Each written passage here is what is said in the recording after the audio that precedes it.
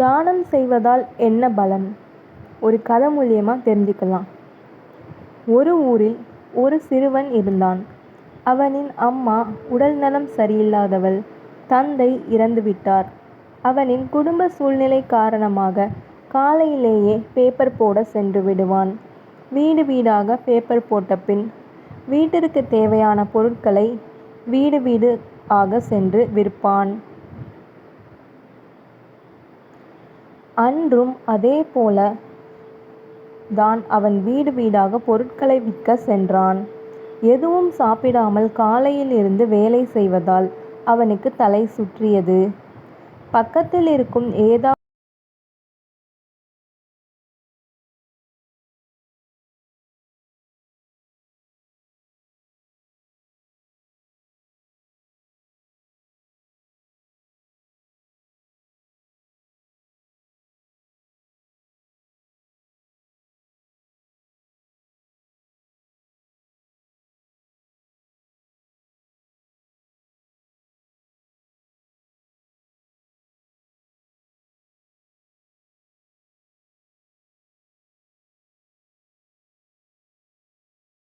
தண்ணி தண்ணி என்று முணுமுணுத்தான்.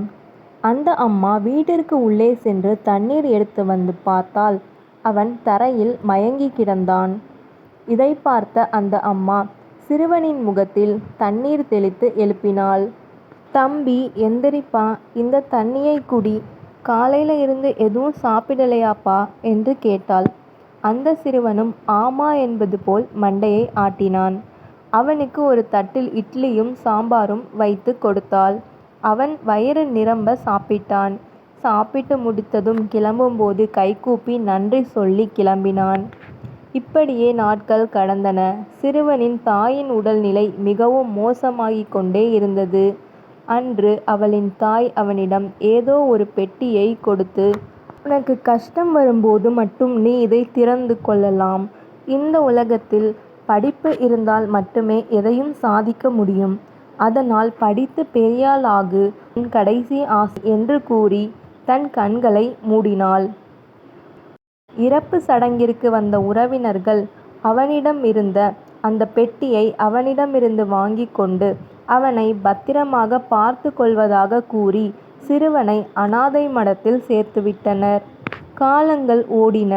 பல வருடத்திற்கு முன்பு அந்த சிறுவனுக்கு உணவளித்த அந்த அம்மாவிற்கு உடம்பு முடியவில்லை என்று கூறி ஒரு ஆஸ்பத்திரியில் சேர்த்தனர். அவளுக்கு இருதயத்தில் அறுவை சிகிச்சை செய்ய வேண்டுமென்றும் வேறு ஸ்பெஷல் டாக்டர் தான் அதை செய்வார் என்றும் அதை செய்வதற்காக 15 லட்சம் செலவாகும் என்றும் கூறினார் அந்த டாக்டர். அந்த அம்மாவின் மகனும் மகளும் கையை விரித்துவிட்டனர். பணம் கட்டாததால் அன்றைய நாளில் மாலை அவளை டிஸ்சார்ஜ் செய்து வேறு ஆஸ்பத்திரியில் சேர்க்க சொன்னார்கள் டாக்டர்கள். அன்று காலையிலேயே அந்த ஸ்பெஷல் டாக்டரும் வந்துவிட்டார். அவளின் அடுத்த பெட்டில் இருந்த வேறு இருதய நோயாளிகளை செக் பண்ணி கொண்டு இருந்தார்.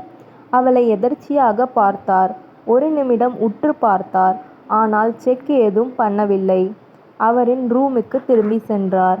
மாலையில் அவளின் மகன் அவனை டிஸ்சார்ஜ் பண்ண கூட்டிட்டு போக வந்திருந்தான்.